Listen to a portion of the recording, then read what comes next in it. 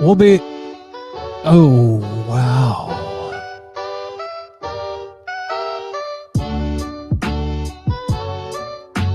When I have my noise canceling headphones on. Yeah.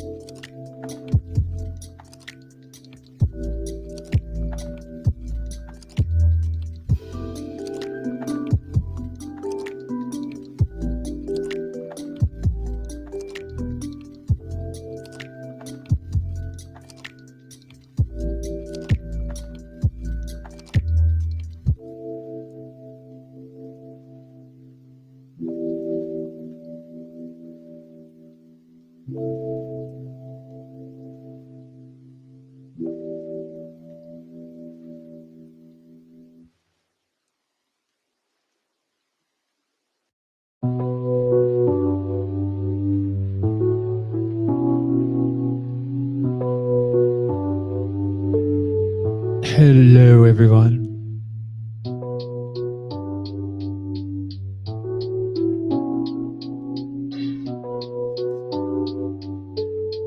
A fantastic day for capitalism.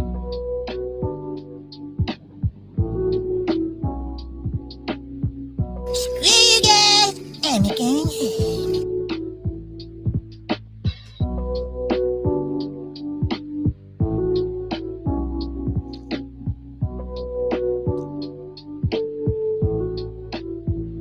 Hello, Jonathan.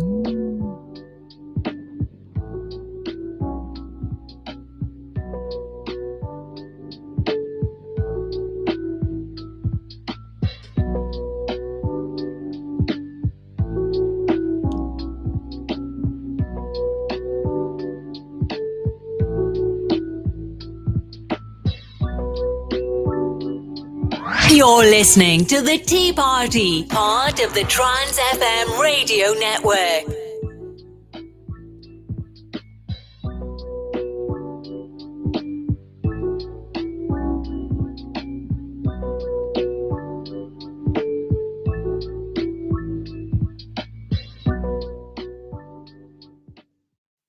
Welcome to The Tea Party with Marty Abernathy, a show by an ultra-feminine, meek, shy, totally unopinionated trans woman that seeks to listen to both sides and does not make fun of TERFs. You've listened to the show, right?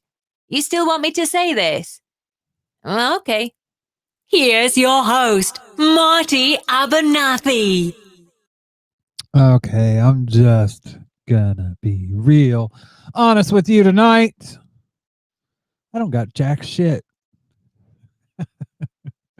But I don't think I need it, because tonight is the night of the inauguration. And oh, what a somber little number here. I'm curious what people think is going to change with Joe Biden. What's going to happen with Joe Biden? Now, let me give you my bona fides, as they would say.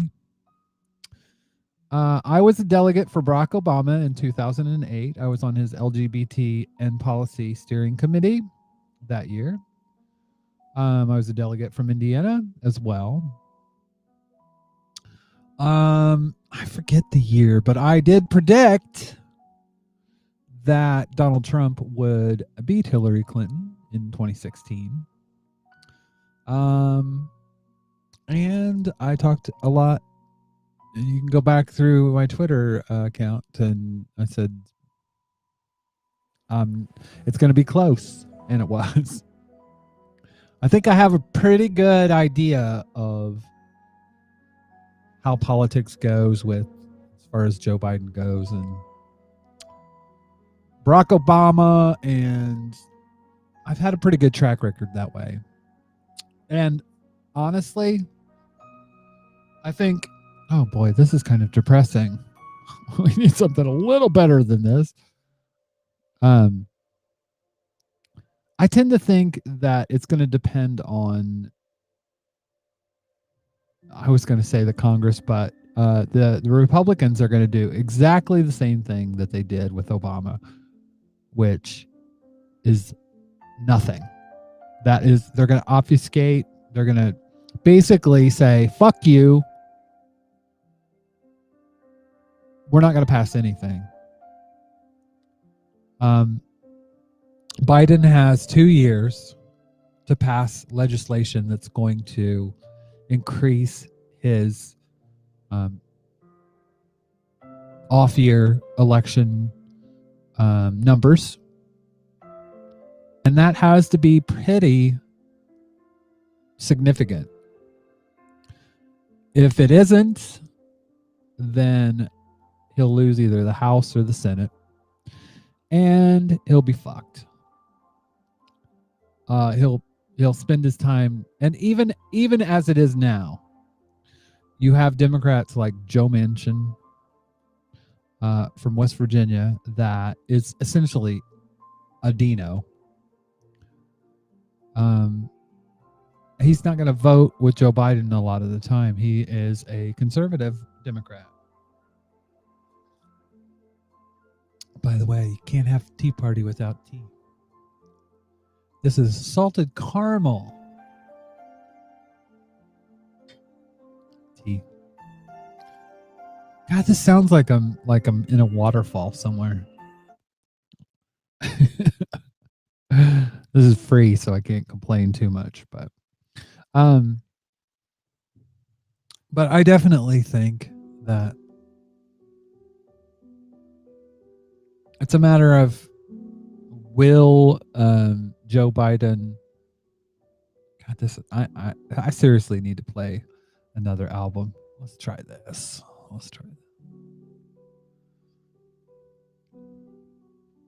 Some random geek in the chat has thoughts. This is better. I think Chuck Schumer is working with Mitch McConnell to have some balance of Republicans and Democrats in the Senate committees. I fear the worst for that. Well, here's the thing. Joe Biden doesn't have a lot of hope if that's what happens, because a centrist point of view is going to get nothing done. It might get, I take that back. It might get some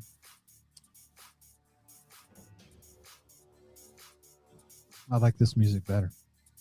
It might get some COVID relief passed. But that's going to be way far in the back of people's minds come 2024, 2022. So, I mean, think about it. When Obama they passed legislation in his first 2 years, they got shellacked in 2010. So they need to figure out that problem and pretty quick, and have a solid voting group in the Democratic Party, because if they don't, they're fucked. And this is probably what I think is going to happen. Biden will be the moderate Democrat. He has almost said moderate Republican, but whatever. And basically, at the 2-year point, he's going to become ineffectual. And in 4 years, he's going to lose. I mean, I think that's the most likely outcome of this. Now, I asked the question, will much change? I don't think much is going to change from Obama. He's going to be Obama the third term. And if that is the case, Democrats are fucked.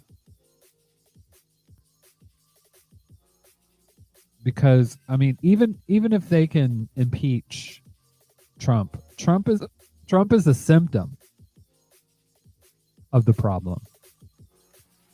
There's a third of the voting bloc in this country that is racist, misogynistic, homophobic, fundamentalist Christian, white. Am I getting warm? And those people are not gonna vote for Joe Biden. If the people that are in that 10 to 15% that voted for Biden this last time, and that voted for Trump the time before that, if they don't get those people and keep minority voters, they're going to be fucked. And I don't to be honest with you, I don't think that it matters if something were to happen, God forbid, to Joe Biden. He's an old fella. If something were to happen to him and Kamala Harris became president, is that going to matter? I don't think so. I think every 4 years you're going to have this seesaw, unless somebody comes up with some solid big change. Because essentially, you got Trump because of neoliberalism that began in the 90s under Clinton and has continued through either party up through Trump.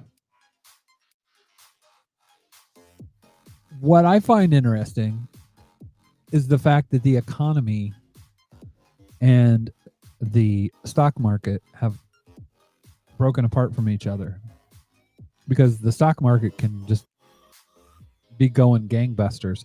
Does it really impact the economy? How many Americans can say, I was a lot better off 4 years ago?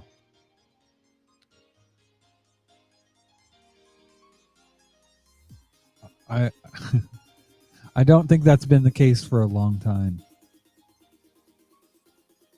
And it's just this continuation of playing the candidate that's going to be the spoiler, that's going to change things. With Obama, you had a positive change. Change you can believe in. That didn't work. Then you have Trump, and he says, I'm going to drain the swamp. Unfortunately, he let more swamp water in than he did drain out. Hilarious part about that is he actually got rid of the executive order that said Trump appointees could lobby Congress after they were done. So the only thing he drained was was people's bank accounts. Oh, and you gotta love how much of a sucker a lot of Trump supporters are. They gave a bunch of money to build a wall, and Steve Bannon basically said, I'll take that. And then they arrested him for it. And then Trump pardons him. And these motherfuckers will still vote for them.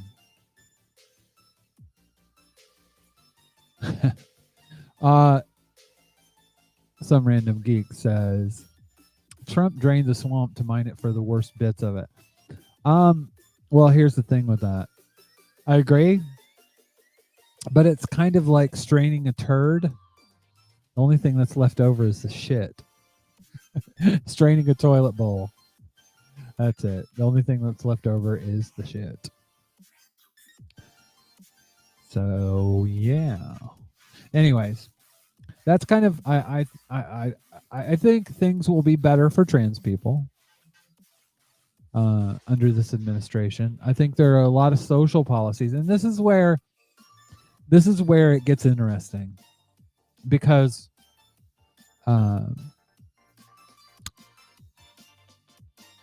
there is an interesting article. I'm seeing if I can bring it up.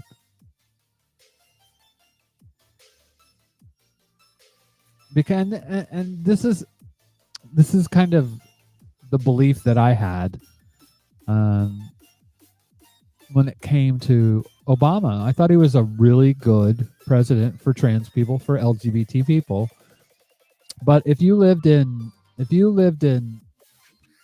Pakistan, if you lived in Syria, if you lived in Venezuela, if you lived in a lot of countries that the United States asserts their power,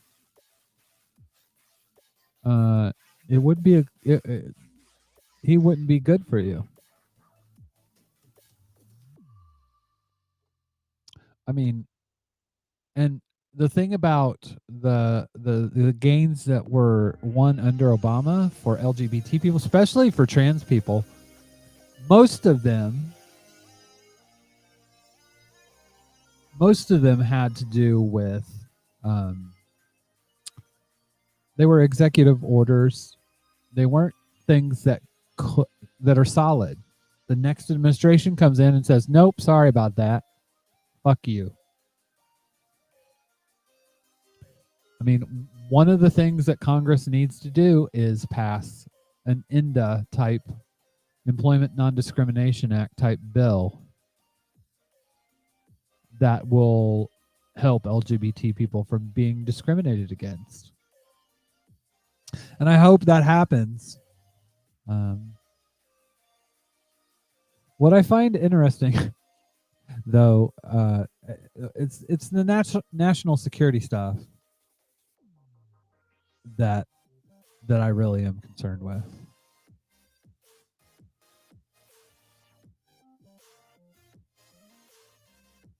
I mean, what is he going to do with people like Reality Winner?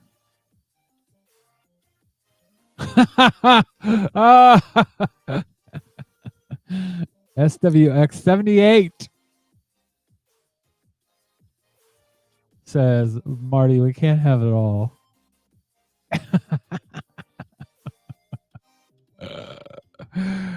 Yeah. Yeah, we can't have any of it. That's the thing. That's the thing. I see this seesawing back and forth, and you're not going to have trans rights. You're not going to have any of these things on the regular, just for a while, till the next election. And I am worried about an overreach. Here's the thing. I'm so conflicted when it comes to because one of the I do read The Intercept quite a lot, and one of the things that Jeremy Scahill is, by the way, SWX78, would that be Sean? I have a feeling it is. And regardless of if it's Sean or not, love you too. Thanks for playing.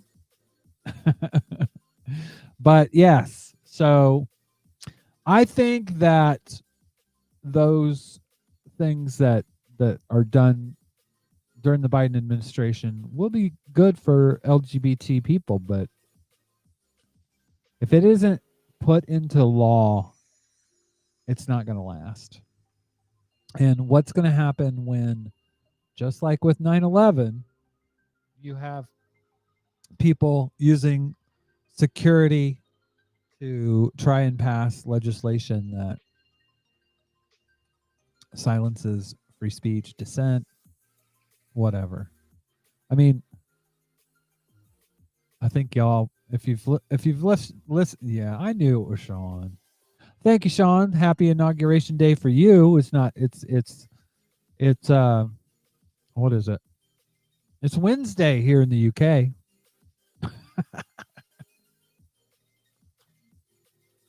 Sean's one of my longtime friends,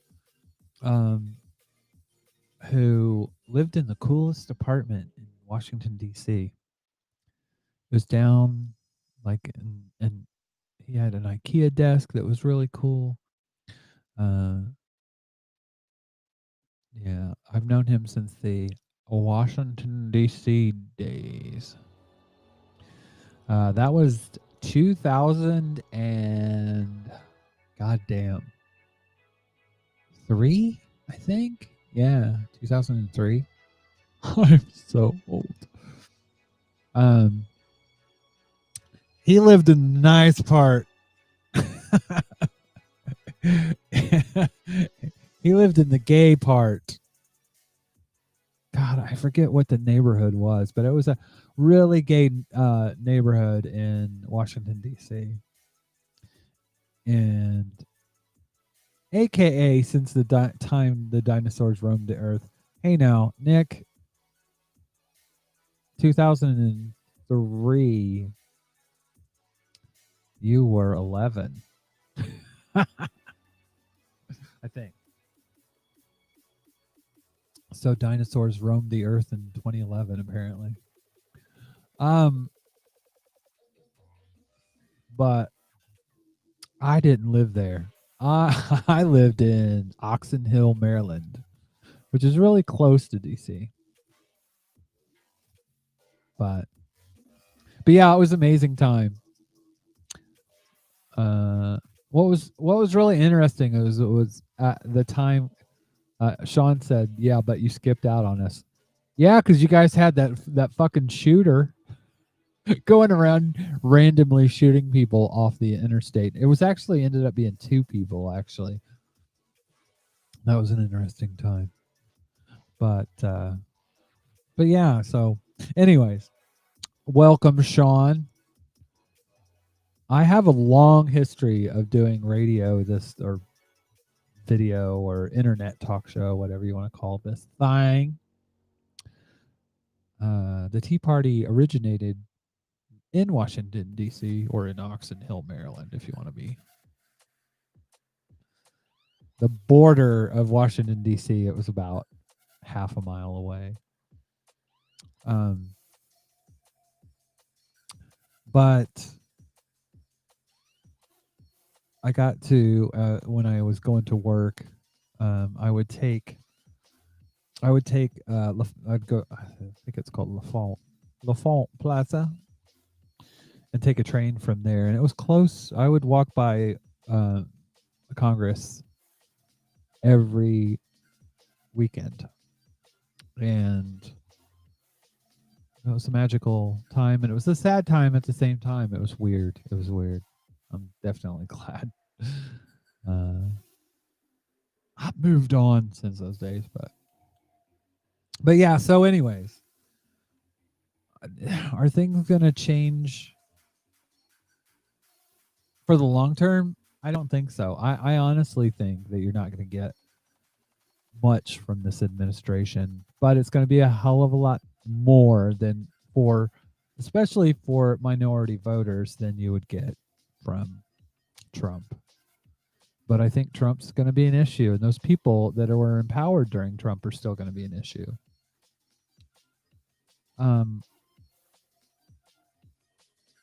Something else that really fucking disturbed me today, and I just found this, but and it's on Reddit.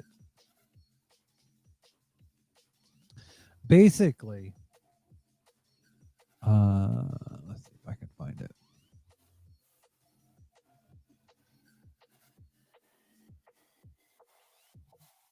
All right. I can't read the actual posting question because it's at the Financial Times, which has a paywall. But this is what it said. Sir Keir, as in Keir Starmer, the head of the Labour Party, which is the opposition party in the UK, thinks he can apply the democratic strategy of winning back U.S. states such as Pennsylvania and Michigan, home to socially conservative working class voters, in areas like the Midlands and Northern England, which went Tory in 2019. That means copying Mr. Biden's emphasis on family, community, and security. Sir Keir said that avoiding endless arguments about culture war issues such as trans rights and the destruction of historic statues.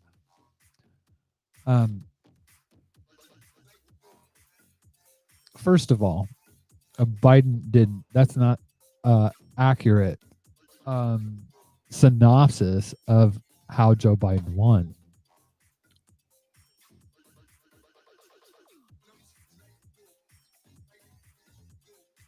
He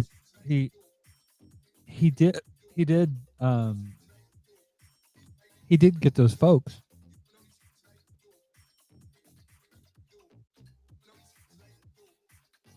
But he didn't. It wasn't by throwing trans people over the bus. Literally, the head of the HHS is a trans woman.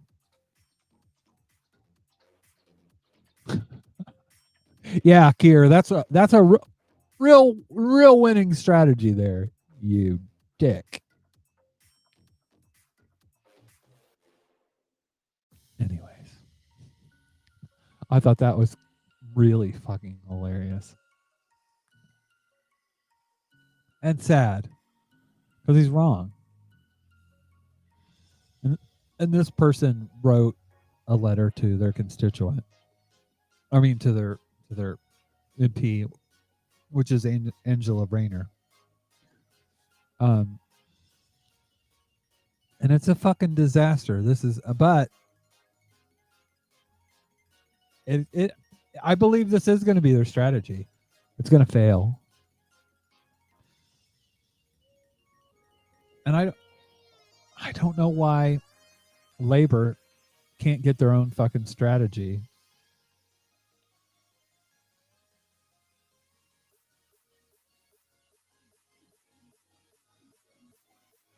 They basically have to. Sean said Biden won because he strategically mobilized voters. Here's the thing about that. I agree 100% with you, Sean.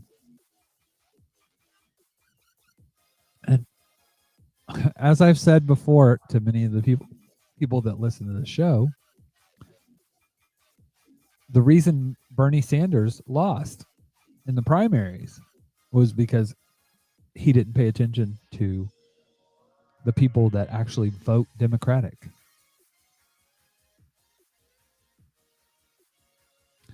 And Sir Keir he's been knighted, so that is his title, Sir Keir Starmer. He will, if he does this, alienate unions. He's going to alienate trans people, the LGBT community. It's a dumb strategy. Basically, it's not what Biden did. It's what Bernie Sanders did. It's so stupid. It is the dumbest strategy because A, that's not what Biden did. And B, America and the UK are different. And you can't apply the same. I mean, it's not the same electorate. You can't. It's not the same political system. But you know what he wants to do is keep bringing the money in, because that's one thing that Labor did lose during Corbyn was the big dollar Labor donors. Because Jeremy Corbyn was actually a progressive. But yeah, I don't see this working out real well for Sir Keir. I don't think he's ever going to be PM. And this will just enable Tories to be even stronger. The reality of the situation here, I've said it for a long time. Labor was strong here before Brexit. Brexit moves majorly along age lines. Once you get past Brexit, things are going to revert back to why are people voting for who they're voting for. Basically, Brexit people just wanted out. And then after Brexit won by a little bit, then people said, the people voted. Just fucking get it done. So, Sean says the U.S. Senate was won because the refined Biden strategy, and they were able to mobilize even more Democratic voters in Georgia. The thing is, Biden spent the primaries and the rest of the campaign solidifying his base. And you didn't see a bunch of Trump voters,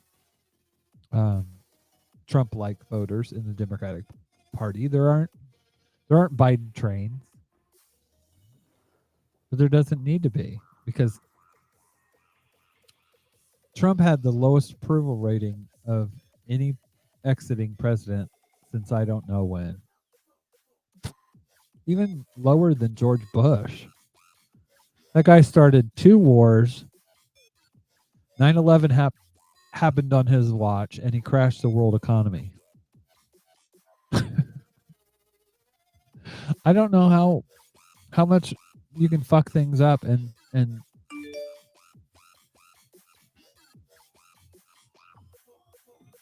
still be the worse than George W. Bush. I mean, Trump. I don't.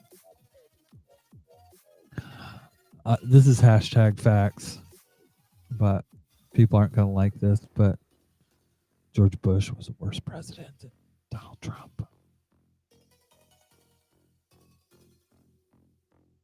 That is fact.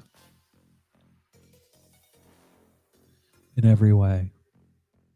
Well, except for Twitter. Anyway.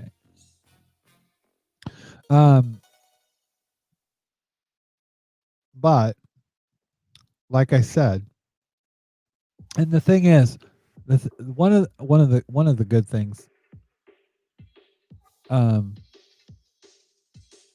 about the HHS the tapping is that how do I put this?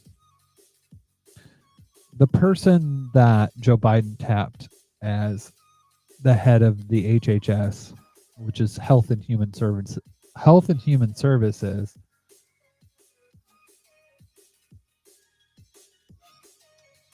isn't someone that has a lot of cis privilege. She's a trans woman like I am. And the fact that he went on her credentials and not the amount of cis privilege she has was a wonderful thing.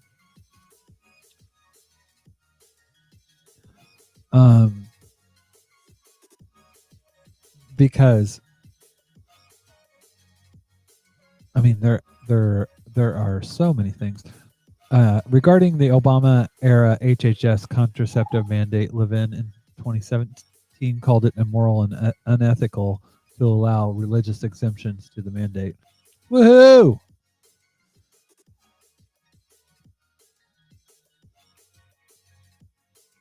Yeah. Woohoo! That's awesome. So, I mean, I think that's fantastic. That he's just not putting certain trans women to the front just because it looks good.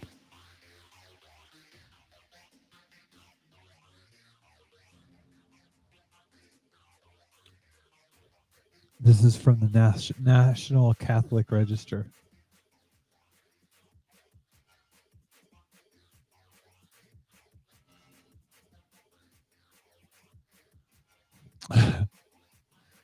The Catholics gotta love this. Oh, and the TERFs gotta love this too. You know what they're gonna say. You know what they're gonna say.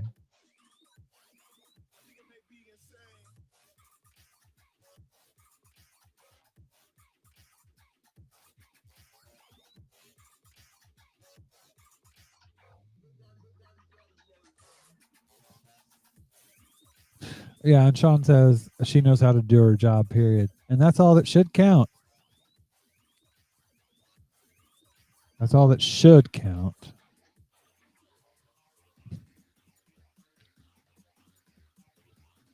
But, as we've seen in the past, a lot of times that's not all that does count. By the way, if you want to find my mini accounts, you can go to teapartypodcast.com, everybody.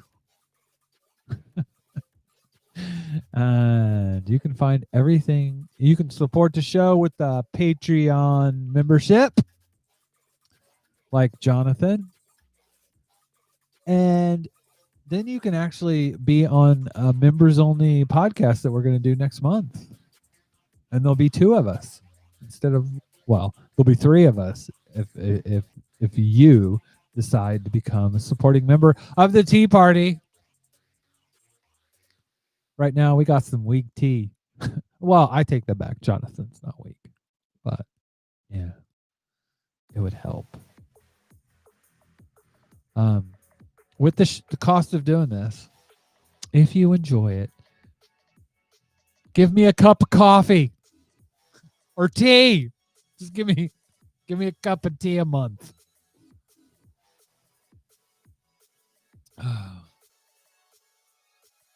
It can be caramel, salted caramel tea.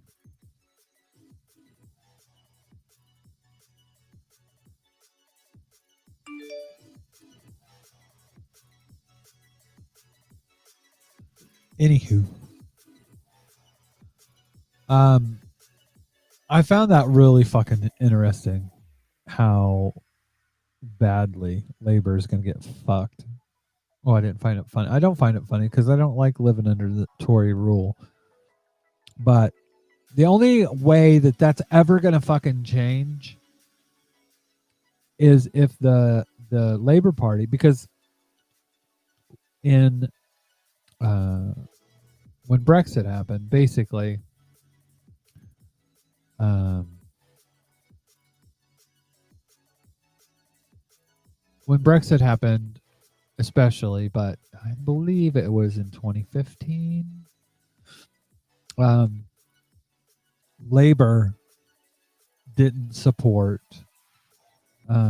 Scottish independence. And basically, all Labour support dried the fuck up in Scotland.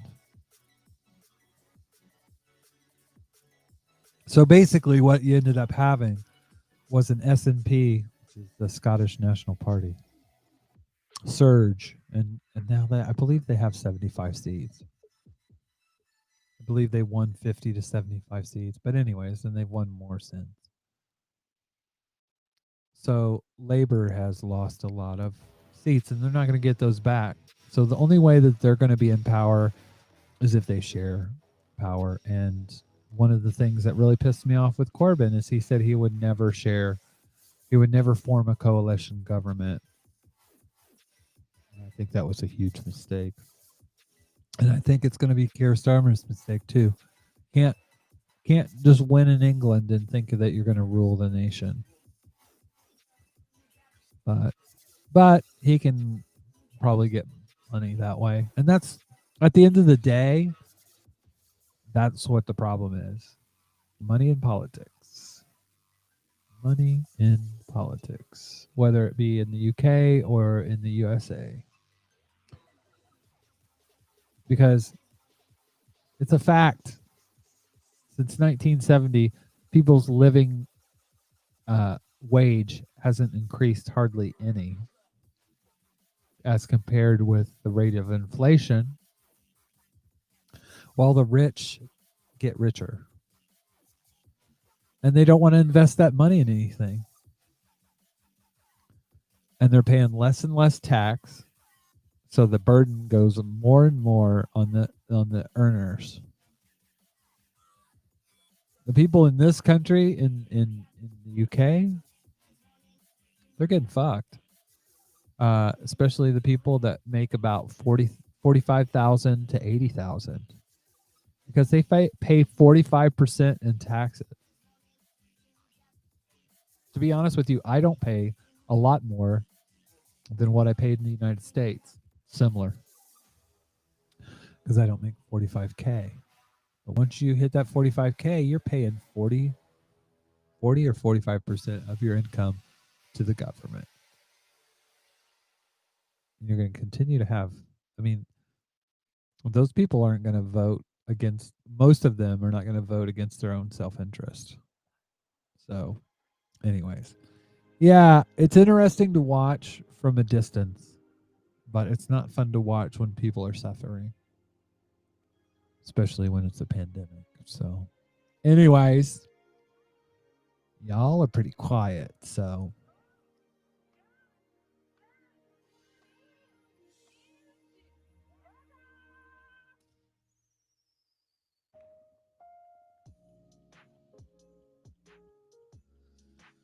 I got a new toy.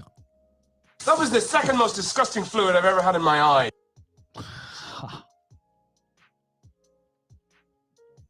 I don't have a lot of sounds on here yet, though. I do have this one. What you just said is one of the most insanely idiotic things I have ever heard. At no point in your rambling, incoherent response were you even close to anything that could be considered a rational thought. Everyone in this room is now dumber for having listened to it. And may God have mercy on your soul. I hope you're not talking about the show. This one's my favorite, though. A fantastic day for capitalism. Oh, if you're wealthy, I think you're going to have access. Just like it. How's that song go? Same as it ever was. I hate to be cynical, but it's the case.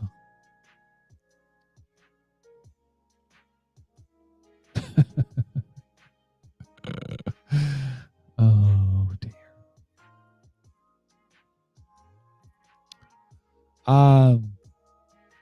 But like I said, I do think that there will be good things for trans people, for LGBT people, for people of color. I do think that Biden might do some police reform that oh dear. You know what's so funny? Sean says America is in a new road. Yeah. Yeah. Knew my ass. You just elected the VP of the administration before this last administration. I think you're going to get more of the same. But that's me. I mean, I know you're going to get more of the same until it's not viable politically. I do think that when it comes to police reform, there might be some things that and I will give Biden credit for one thing. He has said that he's not going to use executive orders in the same way that that Trump has. It's a new day in America. See, and you have to, especially if you're NBC, you have to.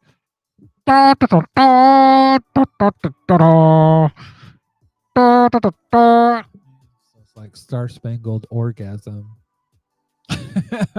It's such a fucking. Oh my god! It's like you just out an American flag.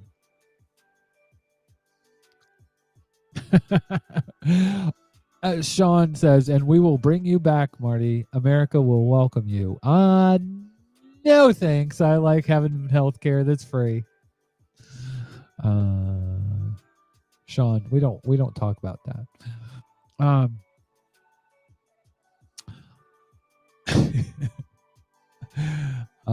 I actually, yeah, Sean, you're right. It needs to have drums. But oh my god, I always like watching NBC or MSNBC, and the coverage always has something with a lot of trumpets, some drums, but lots of trumpets, and some like Star Spangled bullshit. But and you need an eagle, a screaming eagle. Yeah. America, fuck yeah. Hey, I actually have that as a sound effect. I just haven't installed it yet. That was the second most disgusting fluid I've ever had in my eye. Oh, that's not the one I was looking for. Yeah.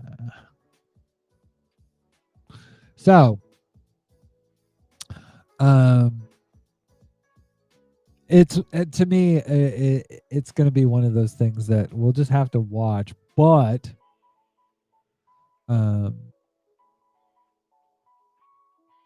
going the wrong way.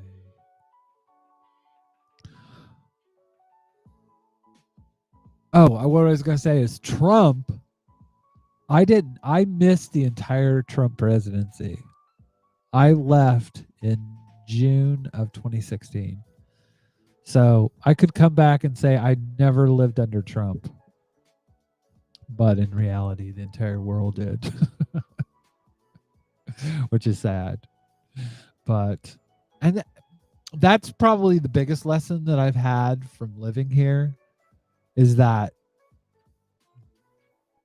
I hate now Americans are going to get pissed at me for saying this. But the reality is that everything the United States does affects the entire world. So the entire world should get to vote on who's president. Sorry, I don't make the rules. Hashtag facts.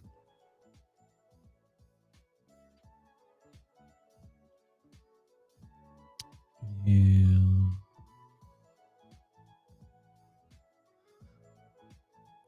Oh, God. Here we go. Here we go. I'm going to install this real quick. Here we go. Let's see if this works. I'm going to laugh if it does.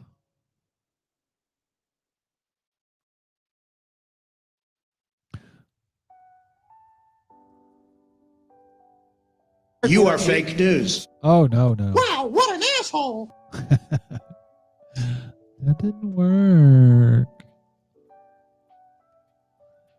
I know I got the right file.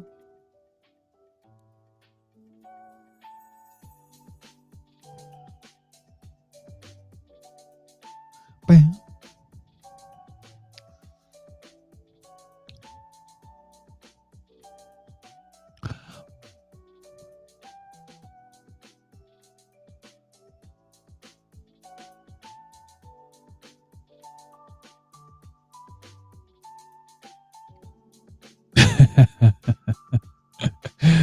Sean says, just because the flag is on the moon, no, moon men get to vote? No, unless NASA sent you. Yes, I want Martians to vote. I want everybody to fucking vote. Everybody across the world. Yes, I want a one world government. And a one world fucking... Here's the thing. In my anarchist dreams, it would be something that co-ops are everywhere, but there's a justice system that is worldwide, and the UN actually has some fucking teeth. Yeah. You are fake news. No, I'm not. Fuck off. Donald Trump.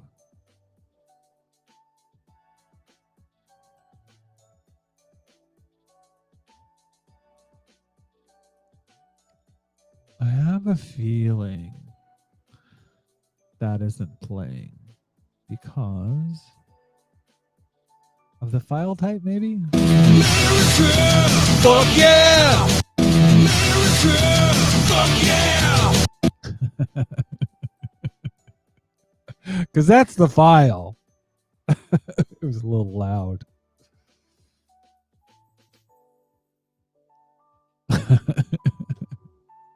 Even United Earth left the United Federation of Planets. Watch Star Trek. Yeah.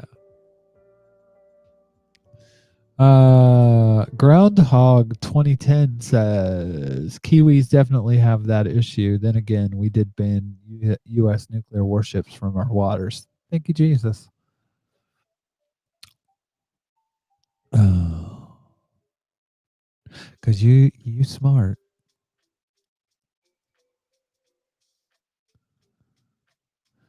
Some random geek.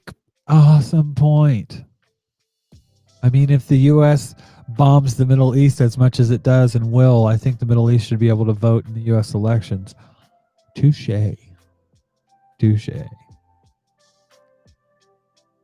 It's tiresome, though.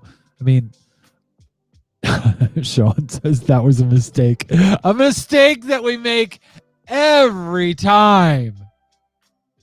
Every time. Regardless of party. Ever since Eisenhower? Even before Eisenhower.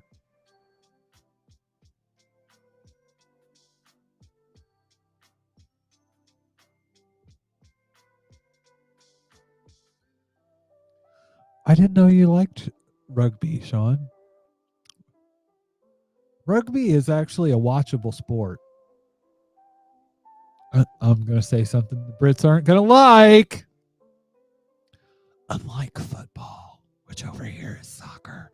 I mean, over here is football, but it's actually what Americans call soccer.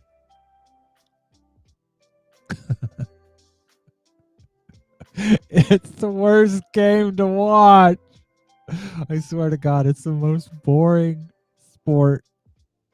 Okay, baseball may be a little worse. But I'm sorry, soccer is awful. Back and forth. I mean, it's not even like fucking tennis where these two people that are super they're giving it their all and they're going all over the court. It's just you might have a score that's 0-0. That's 0-0. And you just watched about an hour and a half of that bullshit for no score. Yeah. You're not going to have that in rugby.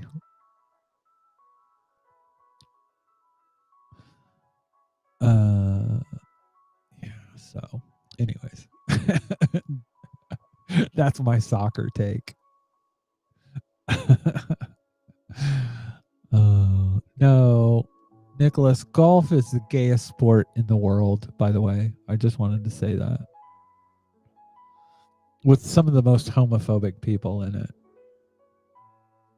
Just saying. That's my experience.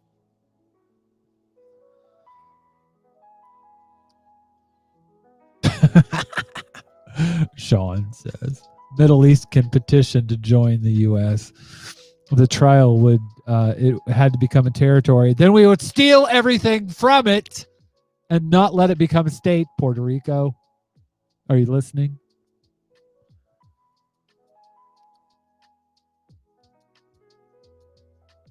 Baseball. I don't know. I think it was The Simpsons, or it was Family Guy. There was an episode where they watch baseball not drunk and they're like, "Oh my God, this is boring."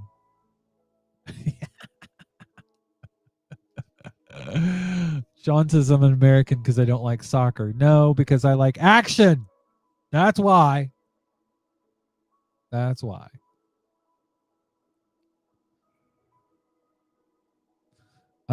But rugby is awesome. Although, I'll have to say this. It's dangerous. And it's kind of like hockey meets American football without helmets. And you want to talk about guys only living until they're like 45 or 50. Yeah. I mean, these guys are big and burly and they beat the shit out of each other, and it happens for the entire match. Whereas soccer players, they're like actors. They will fall over on purpose to pretend so they'll get a penalty. That doesn't happen in rugby. Anyways, how did I get on rugby? It is interesting. I'm going to be real with you guys. I fucking love this country. I love living here. As opposed to the United States. There aren't any gun-toting hillbillies.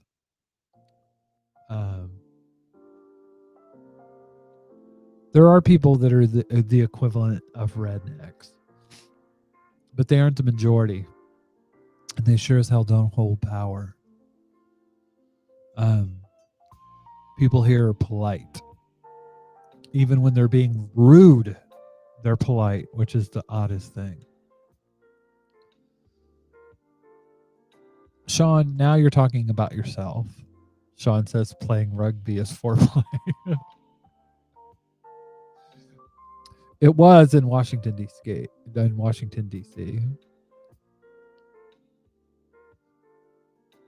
But yeah, I enjoy living in this country, and I don't think I'll ever move back.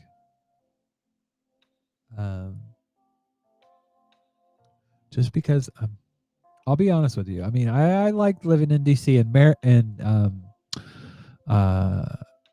living in Wisconsin. The weather sucked. I went back to Indiana to see my fantastic son in, I think it was 2018 or 2019. I forget which trip it was, but I stopped at my favorite deli that has the best Reubens that I've ever had anywhere in the States. This was in Indiana. And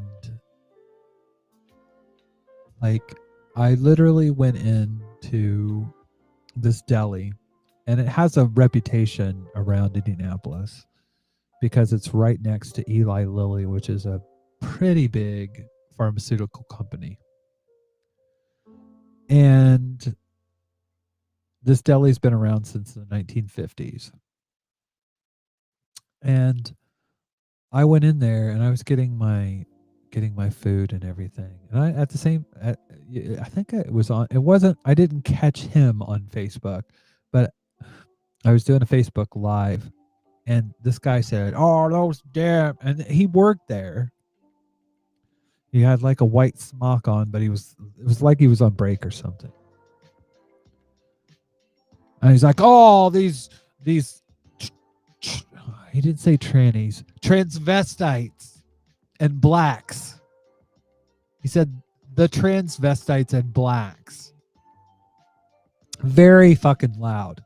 Like he knew I was listening. And it just pinged in me something that, and come to find out, this guy worked there. And he was a cop that like did, I think he was probably part of the family that owns Shapiro's. And he's also a police officer. I know, right, Sean? The blacks. He didn't say Negroes, but he did say blacks. The blacks. But it just reminded me of how bigoted where I'm from is, and it's not subtle at all, and I hate it. I just hate living with that much ignorance.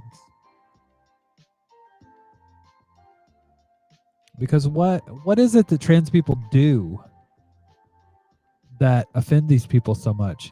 Basically, it's exist. I mean, I was in the neighborhood in Indianapolis. In fact, I was by an old haunt of my son's. I forget the name of the bar, but it's also a restaurant, gay bar, a restaurant. So it's in the neighborhood. And literally, I had somebody yell out a car, "That's a man!" I'm like, really? Did you have to do that? What was the fucking point of that? It's just being bigot. But Wisconsin wasn't like that. And what's telling? I want to show you something. Let's see if I can find this. So, okay. Voting totals Indianapolis 2020. Okay, we'll do that.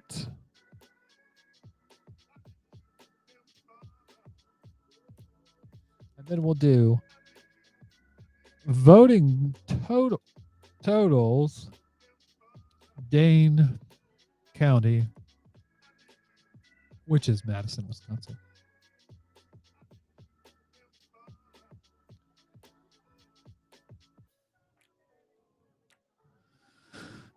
All right, check this shit out.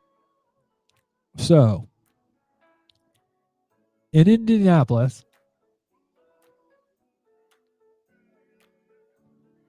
Donald Trump won by 57 votes. I take that back. In Indiana, he did. Let's see if I can find Indianapolis. Indianapolis, Biden won by 63%. But Trump still got 34%. In Wisconsin, in Dane County,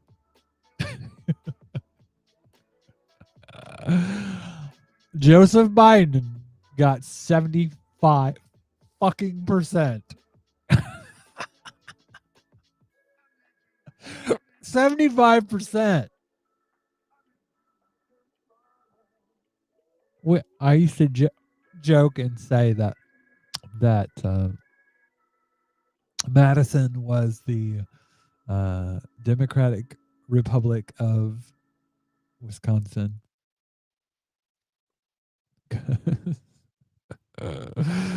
Oh my God. So if I ever moved back to the States, it would probably be to Dane County or Seattle, Vermont, not Vermont, Seattle, someplace like that, Portland, someplace that's really progressive. But that being said, I still don't see them as progressive as the UK. So, yeah. Some random geek said, I saw that Facebook stream of yours. I've been an out visible trans person since 2001, and it still shocked me. It just shocked me because I hadn't had that level of bigotry spewed at me. Not in Wisconsin. And I lived there about 9 years.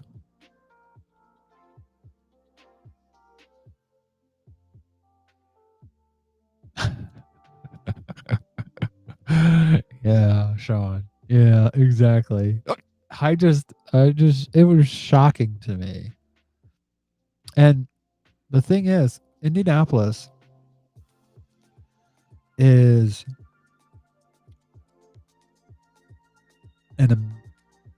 Indianapolis is amazingly progressive for Indiana.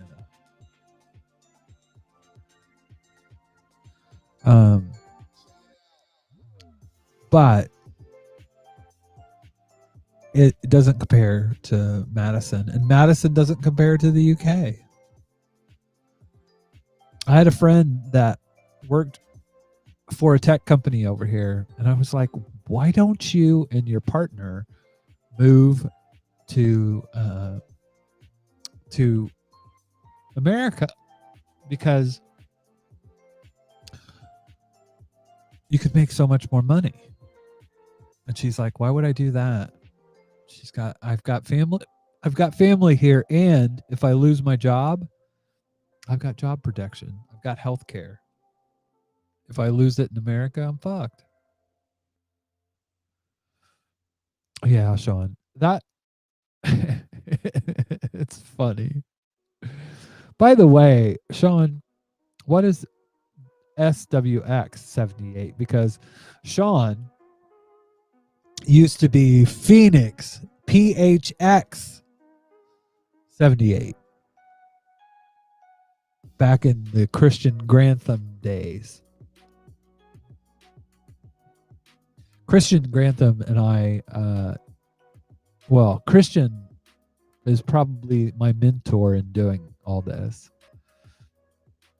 I I started listening to a show he did on a radio station that didn't last very long. It was called GayBC. Was it GayBC?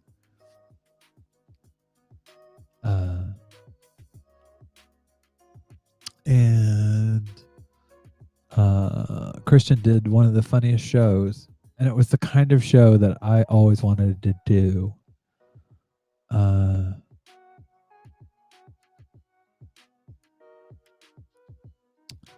But that's when we started doing I started doing podcasting, and it was fun. But in 2007, I got Trans Advocate started to take off, and I got a lot of attention.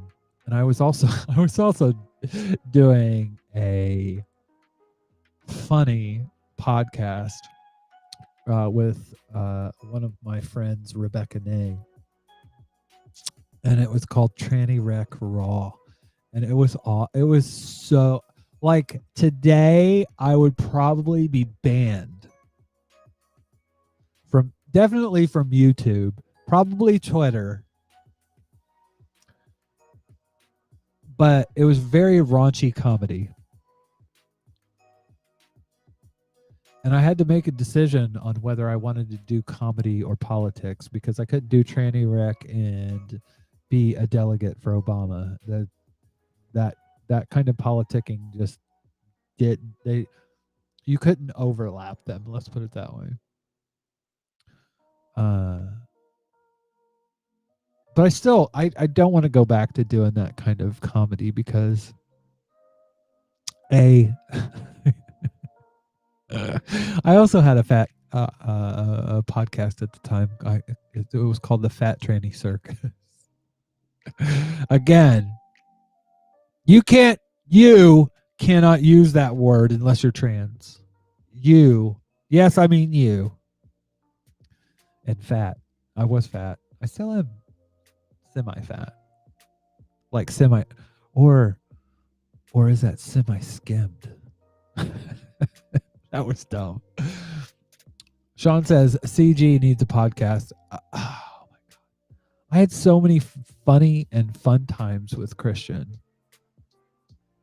One time we were in IKEA, and he is this petite gay man, and he is the nicest guy. He's a good looking guy, but he's tiny. And he had his pinky shoved up his nose. And I looked out, we were in IKEA, and I look over at him and I said, Christian, and I elbowed him, and his nose went way up. And we're in IKEA, and he's bleeding out of his nose. It was something else. Sean says you are fat for a Brit but skinny for an American. Yes. That's true, actually. But it's getting more not true. But oh God, that was so funny. Because I was like, Christian, and I didn't mean to hurt him, but he just profusely started to bleed out of his nose. I felt sorry and amused at the same time. Oh my God. Sean, we have steaks over here in the UK. There are a few things that I would go back for. Frozen custard, frozen yogurt. I can cook my own cornbread, Sean. In fact, I made some fucking awesome biscuits lately. Oh, and by the way, you can't call them biscuits over here. They're scones. And it's not even like that. It's scones.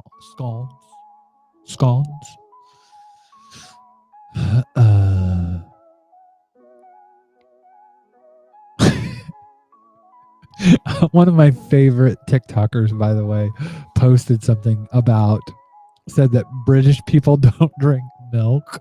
Like, that an American was like, what's the one biggest thing that Americans would be surprised? And there were motherfuckers that believed him. Oh dear. But over here, biscuits are what we call cookies in America, essentially. They're like a flat. It would be something in between a cookie and a graham cracker, essentially. But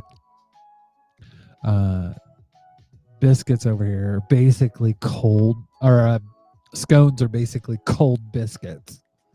But you don't really have the kind of hot, melted butter, kind of buttery biscuits, flaky, that kind of thing. No, it's like crack a tooth. By the way, I did move over here for the food. More for the politics. But yeah. That's why I would never, that's why I don't think I'd ever move back. And the healthcare, if I had it to do all over again though, I probably would have learned, if I could have in high school, learned something like another language that from one of the Nordic countries. They have the most progressive politics that just makes sense. And America could be Sweden. America could be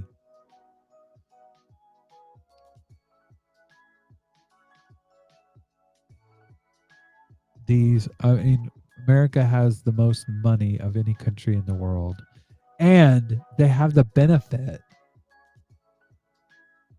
of basically you can just keep producing money, especially now that the rich aren't being taxed and they're not going to spend their money. They're just going to hide it, accumulate more and more wealth, and the poor are getting poorer. At some point, that's going to crash the economy, and it's making the economy anemic anyways. It's just going to 2007 is going to happen all over again. But I digress. I'm sorry, I don't have a lot of hope for the future when it comes to politics, even though I feel like I have a good grasp. Sean says their scones ain't right either. I will agree with you there. Here's the thing. Most of British food is very bready. Sean, I'm not jealous of American food because I know how to cook.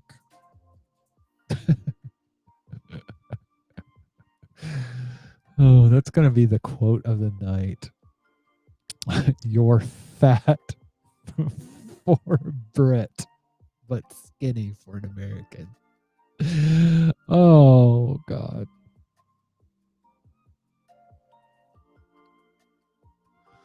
Oh.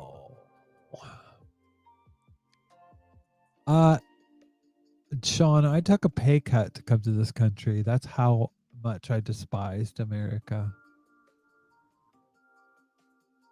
Well, Sean, I am white. And here's the thing. Here's the fun. I'll show you guys something on my phone. So, for the longest time, I didn't know who my father was. I didn't know who my daddy was because my mama lied to me about it. And so what I ended up doing was taking an ancestry DNA test. And I ended up finding my dad, actually. That's an interesting story in and of itself, because basically not only did I find my dad, I found my dad. I found his dad out for him, who his dad was as well. So they do an ethnic profile of like where you're from. I moved to the UK. This is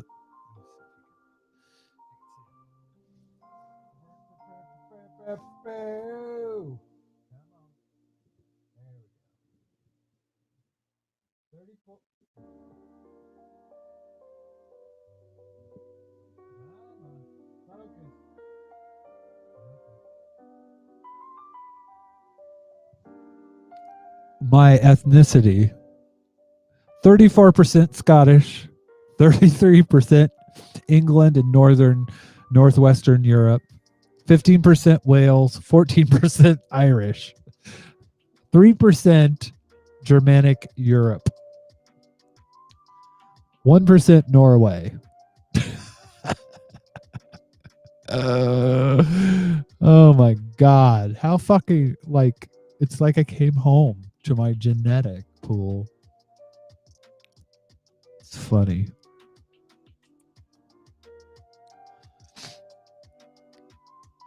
Most of my people were Central Appalachia settlers and Eastern Kentucky and Northeastern Tennessee settlers.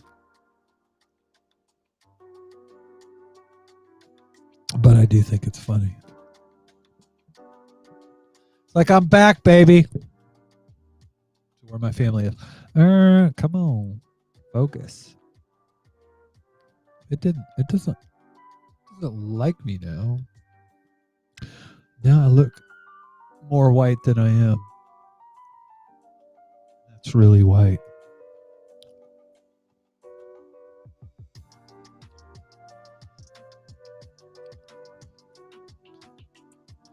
Sean, tell me, how does it go once you've been in the U.S. for a while? You start wanting tater tots and gravy? I don't know what. You start wanting to date within your gene pool?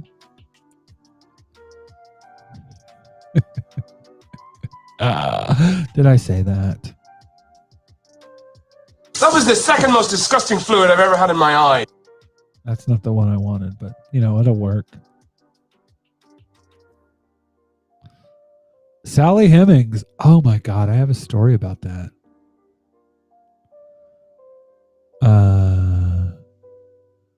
One of my friends, actually, that I knew back in Indianapolis was a descendant of Thomas Jefferson. Who, if for those of you that don't know, Sally Hemings was a slave of Thomas Jefferson's that he got pregnant. So he has black and white descendants.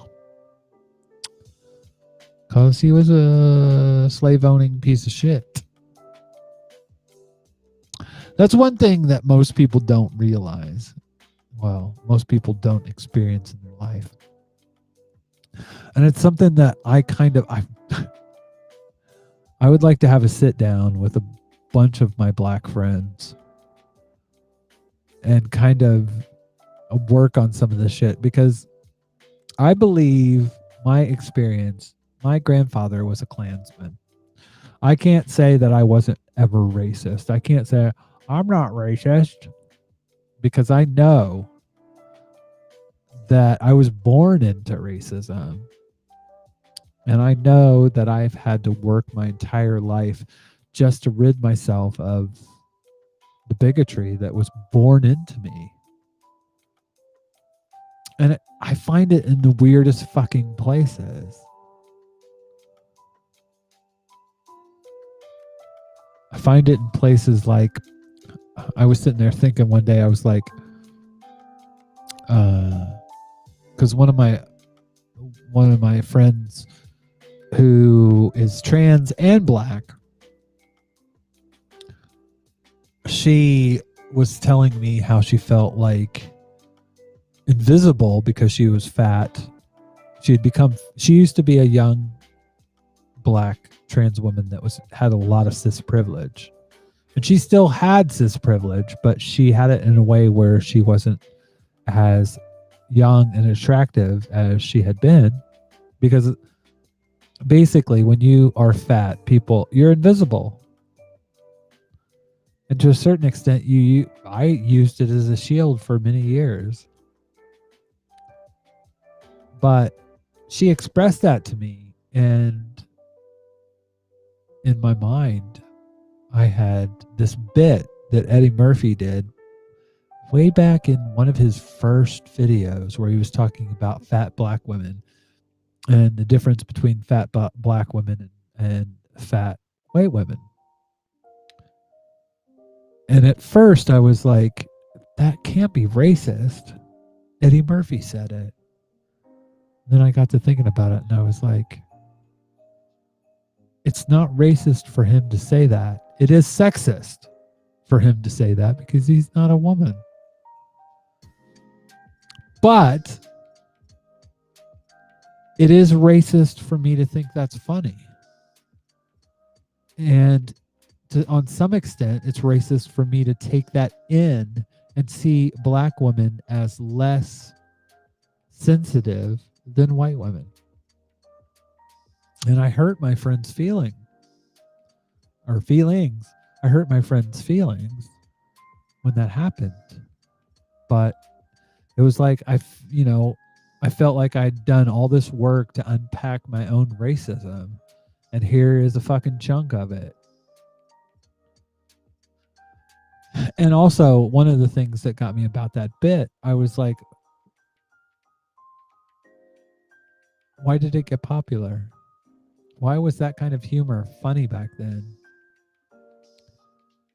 And it's because even though Eddie Murphy saying it is not racist and black people laughing at it is not racist, the majority of the people that made Eddie Murphy famous and liking his comedy were cis white men.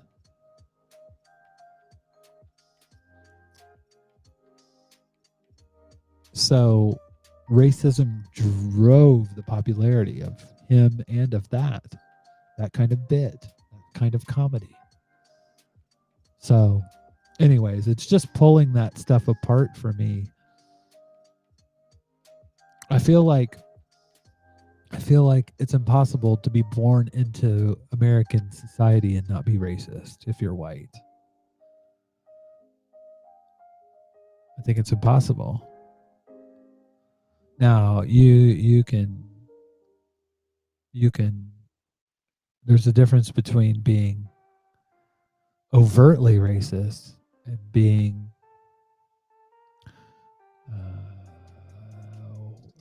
having it like hidden, like it was in me, where you uncover it. I just think that comes from living in a racist society, especially growing up in Indiana. So anyways, I get confused at times because I do hear some of my black friend creators will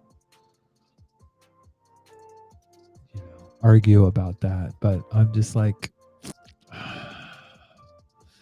see, Sean, I don't believe that American blacks can be racist. They can be bigoted, but they can't be racist.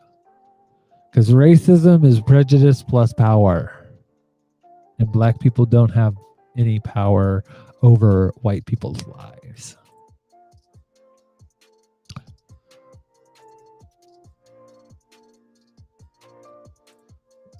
But I am super white right now.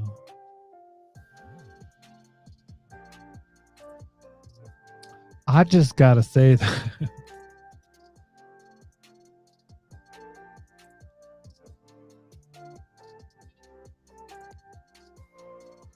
Let's turn that brightness down. Jesus.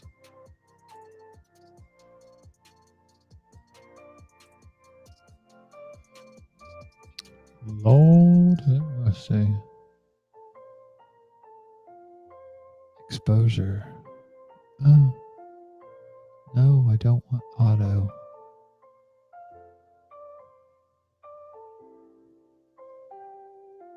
There we go. Now I have some color in my face. Anyways.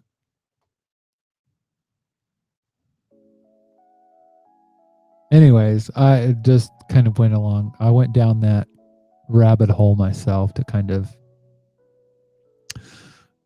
I don't know, work through what I was feeling because I can't deny it. I mean, my literal grandfather was a Klansman. No ifs, ands, or buts. I mean, he was so bigoted. Emmanuel Lewis was this really cute little black kid that would do Jello commercials. And he was so freaking cute that Michael Jackson had to have him for his friend. He was just, I don't know if he had a growth, like, he had a growth issue, but he was really tiny. Oh my God. He was born in 1971. I was born in 67. He's 49. But he starred in a series called Webster, and he was just the cutest little kid. But he used to do Jello commercials, I believe, before that. And this would have been, Webster, 1984. My grandfather, Poppy, died in 86. So it would have been late in his life.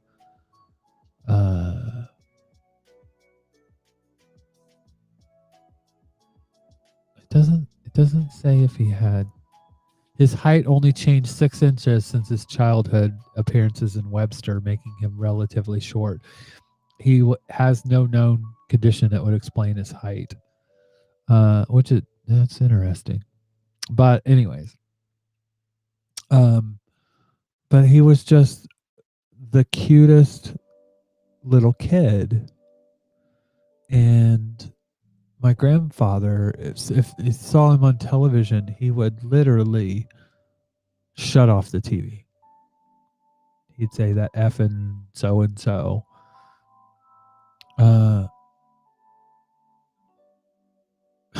It's funny. I'm looking at pictures of Emmanuel Lewis now, and he looks exactly the same, just heavier and older.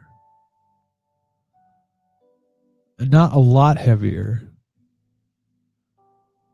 Just a bit heavier, but he looks exactly the same. He's so cute. Anyways,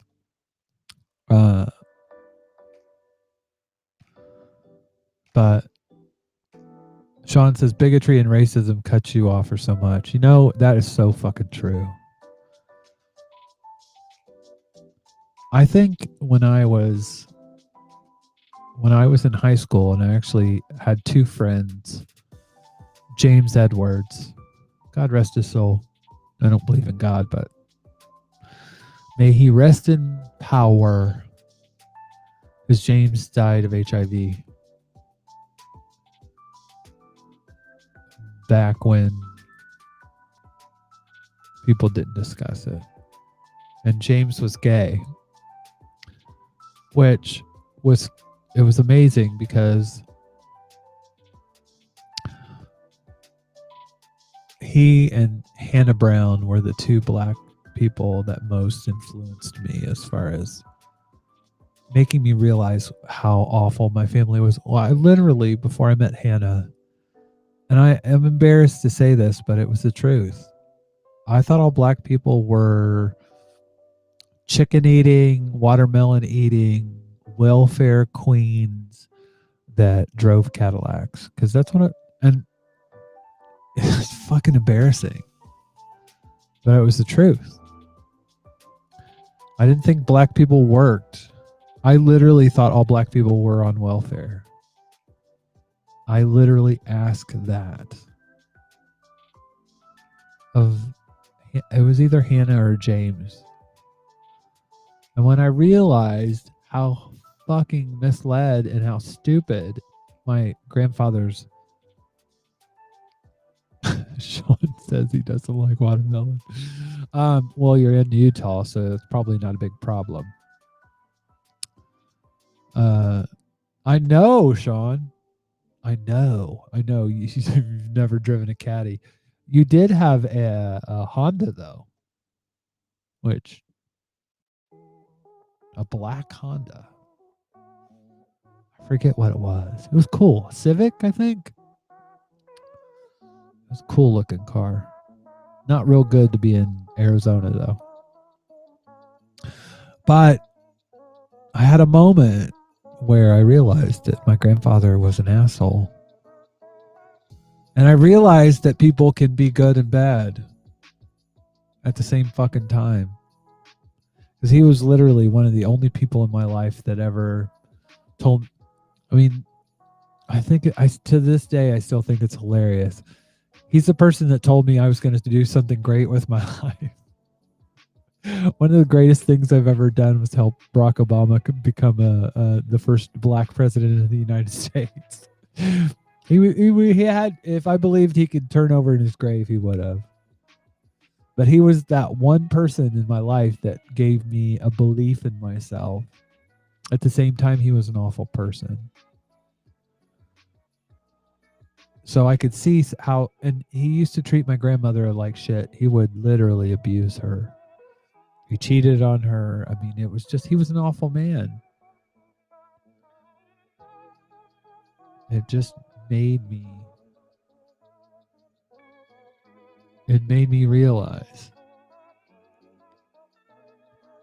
that people are good and bad. Life is about shades of gray. And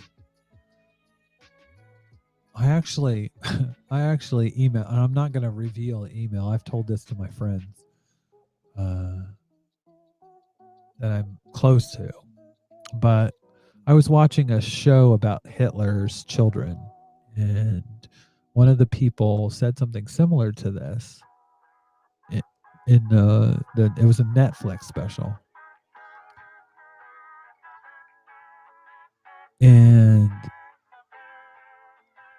I asked her, I said, was that what you were saying when you were talking about your family member that was in? And she said yes. She was like, yes, that's exactly what I'm saying, that people can do awful things and love at the same time. And you have to realize that. And that's what it made me realize too about the dysfunction within my own family, is that very few people are like mustache twirling, we're gonna put Sally on the tracks and run her over with a train. Most people aren't like that. Most people are the heroes of their own narrative in their head. Tan Dirty Zen said, "You're doing great things in your life." He was right. Oh, I hope so. I think I am. But at the same time, I can recognize that Poppy was a piece of shit human being. But it was a 70, 70-30, 80-20, asshole to not asshole. But it's not black and white. And most people, again, like I said, are heroes of their own narrative. And there are so many people in life.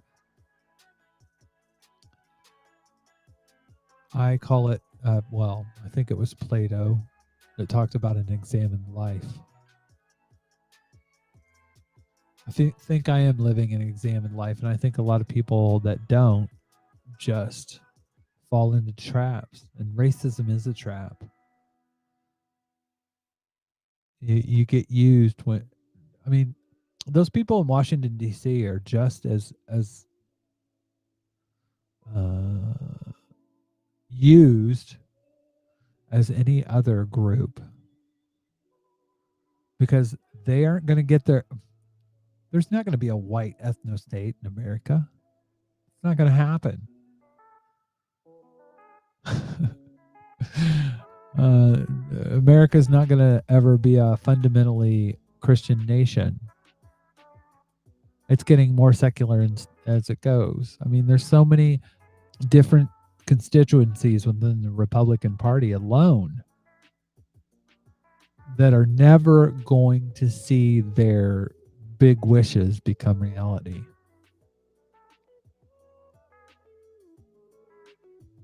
And they fuck themselves. I mean, basically, they vote against their best interest, their own best interest. So,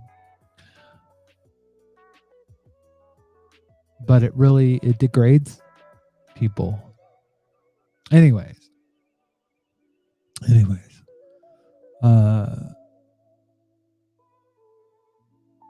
it's given me a lot of perspective, though, and when James and his name was James Edward III. He was the most suave, debonair black man that I've ever known. Sorry, Sean. And I didn't know he was gay.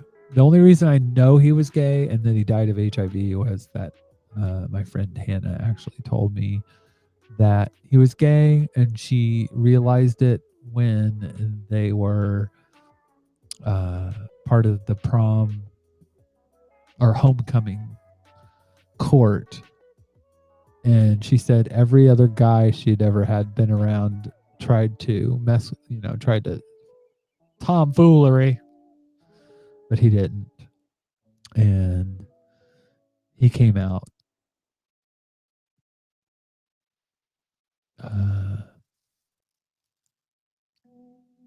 But they changed my life.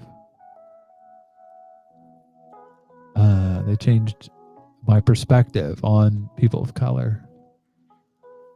And they made me look deeper in myself and other people.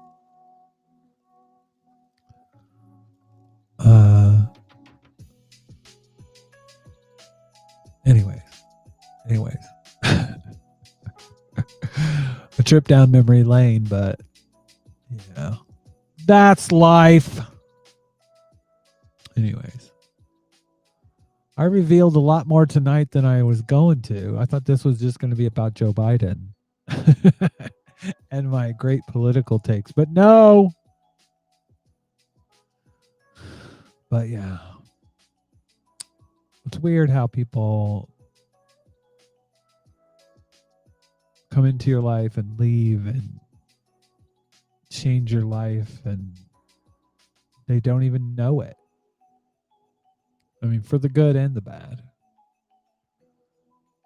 James will never know. He died, I believe I saw him at our 5-year reunion. So I think it was early 90s that he died.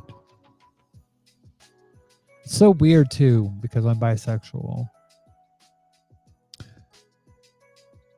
And I used to think that my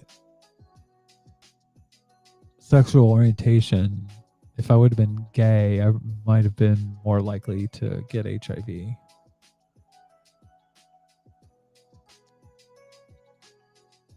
But I didn't realize I was bisexual. It was probably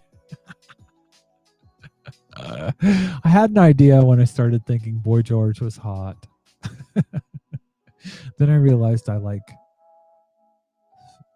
the feminine. But it took me a long time to realize what that was all about, because I don't really dig a masculine man. And even men that I think are attractive usually have like a feminine quality about them. But yeah, I mean, there were people in my life that gave me that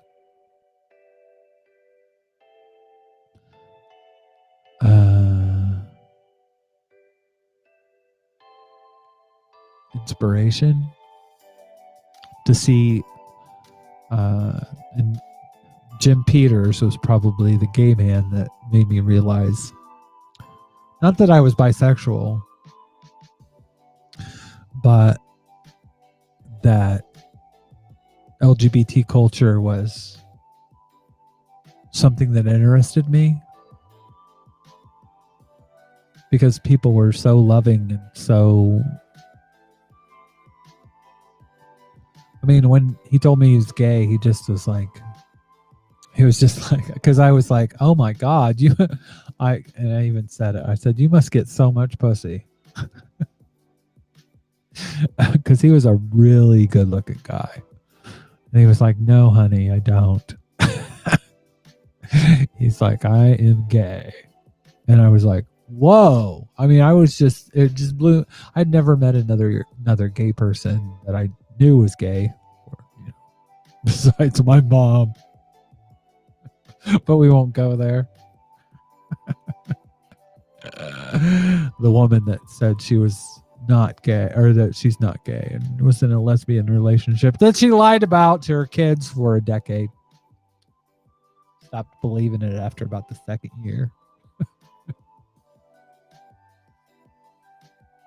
But yeah. Did I say too much? Anyways, you guys, it's coming up on 11 o'clock here in the UK. I want to thank everybody for coming. My hiccups are annoying me. But I'm really glad I did this show tonight, because people showed up like Tan Dirty Zen and SWX78 and my son, and I hope you guys come back. Your best bet to know when I go live is by going to YouTube. I am on Facebook. The Tea Party is on Facebook, but honestly, you're not going to watch the rebroadcast on there because they end up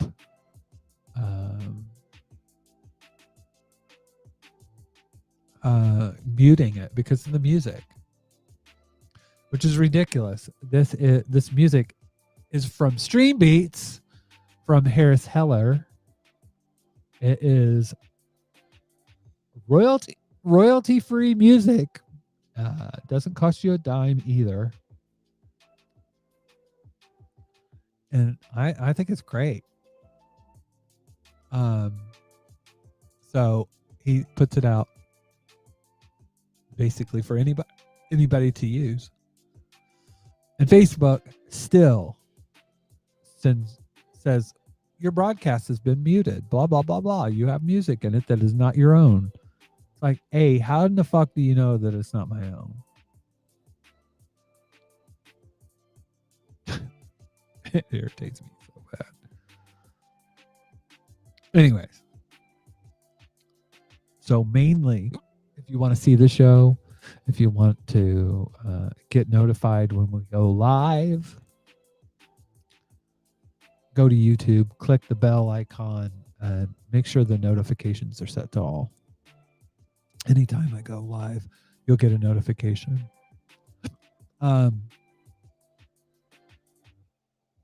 I do this every Monday, Wednesday, and Saturday. And then you can hear me sometimes on Social Justice Alchemy, which is on Sunday nights, with some random geek who's in the chat, I believe. John Brockman, who also does a Dungeons and Dragons, or Dungeons and Debacles podcast. That's what it's called. Which is funny because I've never played Dungeons and Dragons. I feel so unnerdy. And yeah, a lot of times I'll listen, I'll be in the chat and make really bad puns. And usually Julie, which is, her name is Leto in chat. She is a French woman who is absolutely hilarious. But I think she secretly likes puns, but she punishes David in the chat for his really awfully good puns.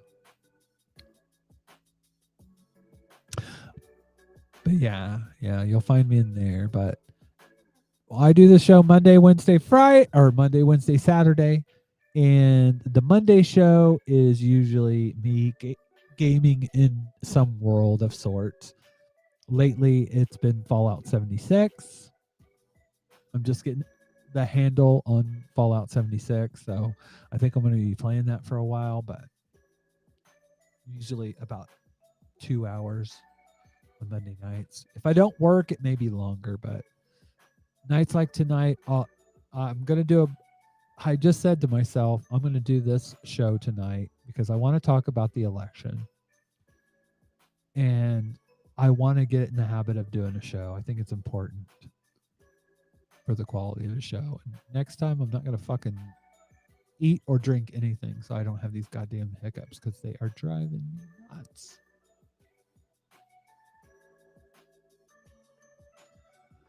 Anyways, yeah. You can call the show in the US. No, you can't. You're listening to the audio podcast version of The Tea Party. You can watch the video broadcast on Facebook, Periscope, Mixer, Twitch, and YouTube. You can find links in the show notes. God damn, that's old. Mixer isn't even around. Periscope is dead. I need to have those re-recorded. Oh dear. Have a good night, everybody. I love you guys. Thank you so much for coming. Thank you so much for your support. Every one of you, even if you're just listening, even if you're just watching, and you're not a patron. But shout out to Jonathan, who's my one and only patron. Awesome, Jonathan. I love you guys. Have a great night, and don't forget to drink some tea.